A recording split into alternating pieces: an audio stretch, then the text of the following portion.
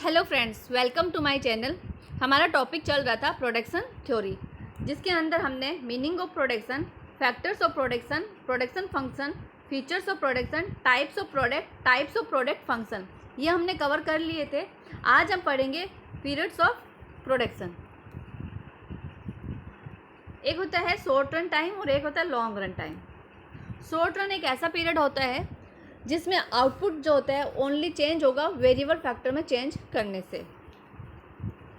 Short run में fixed factors होते हैं और वेरिएबल फैक्टर्स। फिक्स फैक्टर्स तो फिक्स रहेंगे, चेंज किस में होगा? वेरिएबल फैक्टर्स में, जिससे आउटपुट चेंज होगा। लॉन्ग रन एक ऐसा पीरियड है जिसमें आउटपुट चेंज होगा अगर हम सभी फैक्टर्स ऑफ प्रोडक्शन को चेंज करते हैं। यहाँ पे भी फिक्स्ड और वेरिएबल होते हैं, लेकिन लॉन्ग रन में जो फिक्स फैक्टर्स होते हैं वो फिक्स नहीं रहते, वो भी क्या हो जाते हैं? वेरिएबल हो जाते हैं। तो इसलिए लॉन्ग रन में सभी फैक्टर्स में चेंज होता है और आउटपुट में चेंज आता है। क्यों? क्योंकि लॉन्ग रन में सारे फैक्टर्स क्या हो जाते हैं? वेरिएबल। फिक्स फैक्टर्स वो होते हैं जो कांस्टेंट रहते हैं, जैसे कि रेंट है, प्लांट एंड मशीनरी है और बिल्डिंग। वेरिएबल फैक्टर्स जो होते हैं वो चेंज होते रहते हैं जैसे जैसे हम फैक्टर्स ऑफ प्रोडक्शन को चेंज करते हैं।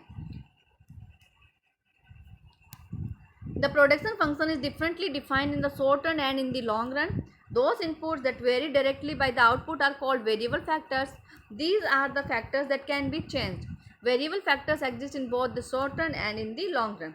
Examples of variable factors include daily wage, labor, and raw material, etc. On the other hand, those factors that cannot be varied or changed as the output changes are called fixed factors. These factors are normally characteristics of the short run or short period of time only. Fixed factors do not exist in the long run. Short run में हम पढ़ेंगे law of variable proportion, law of diminishing return और return to factor. Long run में पढ़ेंगे law of return to scale. आज जो हमारा ये वीडियो है वो है law of variable proportion, law of diminishing return और रिटर्न टू फैक्टर के ऊपर। चलिए देखते हैं क्या होता है लॉ ऑफ वेरिएबल प्रोपोर्शन, जिसको हम लॉ ऑफ डिमिनिशिंग रिटर्न और रिटर्न टू फैक्टर भी कहते हैं। ये लॉ जो है वो मॉडर्न अप्रोच है लॉ ऑफ डिमिनिशिंग रिटर्न की। इसमें एक फैक्टर को हमें फिक्स रखना है और फैक्टर्स को हमें वेरिएबल रखना है। जब जहाँ पे एक फैक्टर फिक्स होगा तो वो कौन सा पीरियड होगा? Short term. तो इसका मतलब ये जो लॉ है वो किसमें काम करता है? शॉर्ट रन में। लॉ ऑफ वेरिएबल प्रोपोर्शन हमें बताता है कि रिलेशनशिप अमाउंट ऑफ फैक्टर्स और अमाउंट ऑफ प्रोडक्शन के बीच में। प्रोडक्शन यहाँ पे स्टार्टिंग में इंक्रीज होगा, फिर एक पॉइंट के बाद में कांस्टेंट रहेगा और फिर डिमिनिशिंग होगा। ये जो हम स्टेज पढ़ेंगे ये हम ग्राफ और टेबल्स के थ्रू समझेंगे। पहले हम इसको अजम्पशंस और इसकी मीनिंग समझते हैं। This law exhibits the short run production function in which one factor varies while the other are keeping fixed. The law explains the production function with one factor's variable. In the short run, when output of a commodity is sought to be increased, the law of variable proportions comes into operation.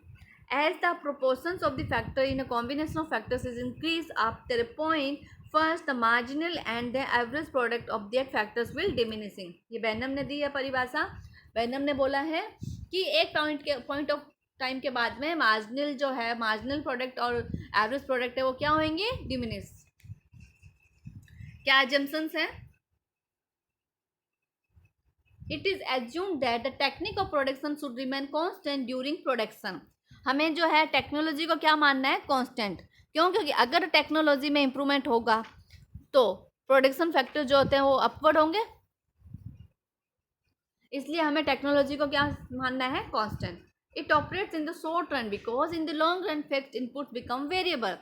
अभी देखो ये short run में ही काम करेगा law. क्यों? क्योंकि long run में तो सारे फैक्टर्स जो होते हैं वो वेरिएबल हो जाते हैं और इस लॉ की तो एक एजम्पशंस है कि हमें सारे फैक्टर्स को क्या रखना है? फिक्स रखना है। Some input must be kept constant, मतलब जो कुछ फैक्टर्स जो रहेंगे वो रहेंगे फिक्स रहेंगे।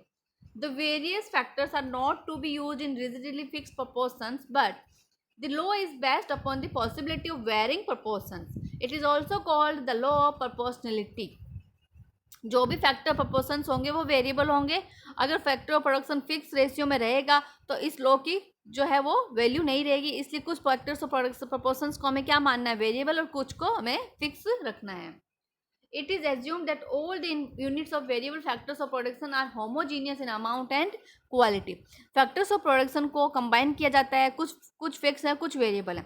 जो वेरिएबल फैक्टर्स होंगे वो होमोजीनियस होंगे, जो भी यूनिट होगी वो आइडेंटिकल होगी अमाउंट में और क्वालिटी में. It is assumed that labour is a single variable factor. यहाँ पे माना गया है कि लेबर जो है वो एक सिंगल वेरिएबल फैक्टर है.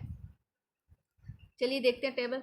यहाँ पे ये है fix factor, unit of land और लेबर को हम लेके चल रहे हैं. लैंड हमारी फिक्स फैक्टर है, लेबर हमारी वेरिएबल फैक्टर्स है. ये टोटल प्रोडक्शन है, ये एवरेज प्रोडक्शन है और ये मार्जिनल प्रोडक्शन है. फिक्स फैक्टर फिक्स रहेगा और लेबर जो है वो यूनिट चेंज होती जा रही है 1 2 3 4 5 6 7 8.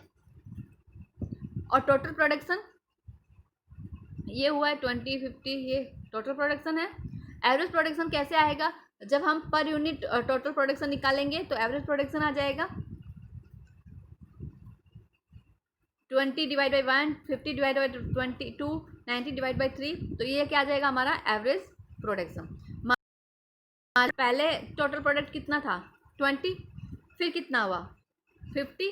तो इन बीच के डिफरेंस क्या हुआ? Additional unit. तो एडिशनल प्रोडक्शन जो होता है वही तो मार्जिनल प्रोडक्शन होगा ना 30. फिर इन दोनों के बीच का डिफरेंस, जो भी हमारा पहला टोटल प्रोडक्शन था और नया जो टोटल प्रोडक्शन आया उनके बीच का जो वो क्या कहलाएगा? Marginal production. तो इस तरीके से ये मार्जिनल प्रोडक्शन आया. अब आप देखिए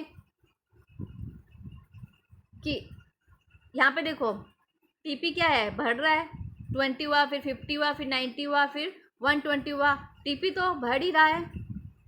हर स्टेज में टीपी क्या हो रहा है? बढ़ रहा है. लेकिन यहाँ पे टीपी जो है वो बहुत तेज़ी से बढ़ रहा है. एवरेज प्रोडक्शन भी यहाँ पे क्या है? बढ़ रहा है. और मार्जिनल प्रोडक्शन भी क्या है? बढ़ रहा है. तो मीन्स ये कौन सी स्टेज हो गई? फर्स्ट स्टेज, जहाँ पे क्या हो रहा है? सब इंक्रीज हो रहे हैं. तो इसको कहते हैं हम increasing stage of increasing return. क्यों? क्योंकि सब इंक्रीज हो रहे हैं, बढ़ रहे हैं. टोटल प्रोडक्शन जो है वो ज़्यादा बढ़ रहा है, मार्जिनल प्रोडक्शन जो है वो एवरेज प्रोडक्शन की कंपेरिजन में ज़्यादा बढ़ रहा है. ठीक है. यहाँ पे उसके बाद में हम चलते हैं नेक्स्ट स्टेज जहाँ पे यहाँ पे भी देखो टीपी बढ़ रहा है, लेकिन इसकी जो मूवमेंट है वो कम है बढ़ने की. पहले 140 और फिर 150, मतलब बढ़ तो रहा है लेकिन डिमिनिशिंग रिटर्न से बढ़ रहा है. फिर यहाँ पे ये घट रहा है और ये भी घट रहा है. तो ये सेकंड स्टेज है. सेकंड स्टेज क्या कहलाती है? स्टेज ऑफ डिमिनिशिंग रिटर्न, जहाँ पे क्या हो रहा है? सब घट रहे हैं. ठीक है. एपी भी घट रहा है लेकिन बढ़ती हुई, मतलब बढ़ रहा है लेकिन घटती हुई उससे स्टेज से है, स्पीड से. तो यहाँ पे टोटल प्रोडक्शन जो धीमी गति से बढ़ रहा है और एवरेज प्रोडक्शन जो है वो घट रहा है. एमपी भी क्या हो रहा है? घट रहा है. इसलिए ये स्टेज है स्टेज ऑफ डिमिनिशिंग रिटर्न. फिर आती है थर्ड स्टेज क्या होती है? जहाँ पे ये टोटल प्रोडक्शन कम हो रहा है और ये एवरेज प्रोडक्शन भी कम हो गया और मार्जिनल प्रोडक्शन क्या हो गया? नेगेटिव. तो ये स्टेज ऑफ नेगेटिव रिटर्न. इसको ग्राफ से समझते हैं.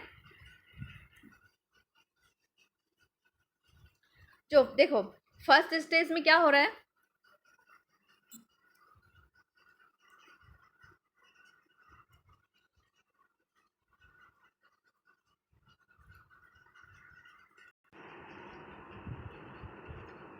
ठीक है. यहाँ पे फर्स्ट स्टेज में क्या हो रहा है? टोटल प्रोडक्शन जो है स्पीड से बढ़ रहा है. फिर और जो मार्जिनल प्रोडक्ट है वो भी बढ़ रहा है और एवरेज प्रोडक्ट है वो भी बढ़ रहा है. फिर सेकंड स्टेज में जो टीपी है वो बढ़ रहा है लेकिन स्पीड उसकी कम है और एमपी जो हो रहा है वो कम हो रहा है और एपी जो हो रहा है वो भी कम हो रहा है. थर्ड स्टेज में जो टीपी है वो कम हो रहा है, एपी भी कम हो रहा है और एमपी नेगेटिव हो रहा है. ठीक है. एवरेज प्रोडक्ट जो है वो कभी भी जीरो नहीं होता है. आई होप कि आपको समझ में आया होगा.